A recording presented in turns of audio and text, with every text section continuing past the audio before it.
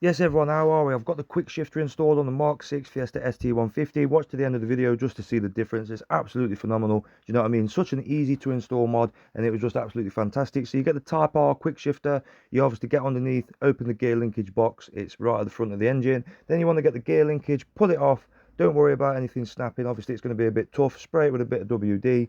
Get it pulled off. I found that using a screwdriver just to loosen it a bit and pull it off is the easiest way. Put the R-type quick shifter on, and then literally you've just got to tighten a little grub screw, and then that's job done. The changes on it are absolutely phenomenal, absolutely brilliant for a little 30-40 pound mod. So I definitely recommend checking it out, guys. Absolutely fantastic. Like I say, it's an eBay special, but it's made for the car. You know what I mean? So absolutely brilliant, nice and easy. You can do it yourself and takes a few minutes. You can get some e-clips with it. I've ordered the box just so I can actually use the proper pliers, so it's a lot easier, as I was struggling just to push them on over the housing. But as you can see, it's just absolutely phenomenal little mod. And look at that, I'm doing all you lot bottom end now.